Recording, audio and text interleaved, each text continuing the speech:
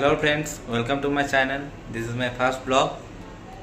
আজকে আমি আপনাদেরকে শেখাবো সুগার টেস্ট কীভাবে করে প্লাজমা দিয়ে। এটা হচ্ছে গ্লুকোজ। এটা আমাদেরকে নিতে হবে মাইক্রোপিপেট দিয়ে। হাজার করাই আছে, এটা মাইক্রোপিপেট দিয়ে নিতে হবে। এটা হচ্ছে মাইক্রোপিপেটের মধ্যে মাইক্রোটিপসটা লাগালাম। গ্লুকোজ নেব 1000।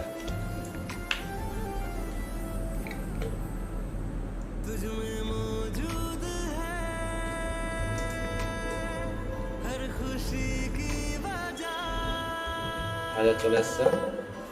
এটা হচ্ছে টেস্ট টিউবের মধ্যে 1000 দিলাম গ্লুকোজ। এই যে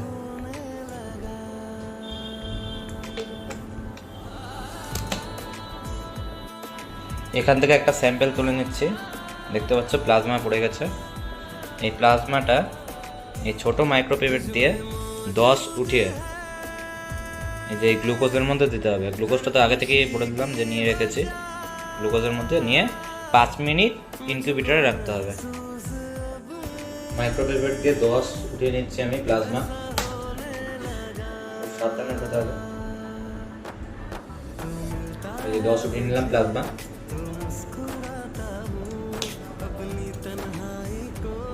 এবার এই যে গ্লুকোজের মধ্যে প্লাজমাটা দিয়ে দিলাম উপর দিক থেকে। কিছুক্ষণ সেট করে নিই। এবার এটা 37 ডিগ্রি সেন্টিগ্রেডে ইনকিউবেটরে ঢুকিয়ে দিচ্ছি।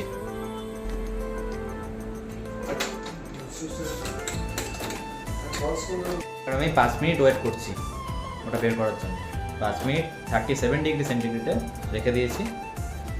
5 মিনিট হয়ে আসলো, এবার বের করবো আমি। 5 মিনিট পরে ইনকিউবেটর থেকে বের করছি। এই যে দেখছো কালার হয়ে গেছে, কালার চলে এসছে। বুঝতে পারছো?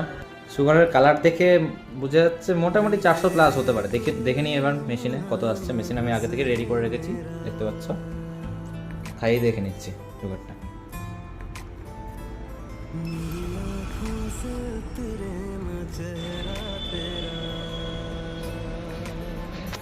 বলেছিলাম 400-র মতো আসবে, এই এসছে 367। ঠিকই আছে। তাহলে এই স্যাম্পেলের এসছে 367.09।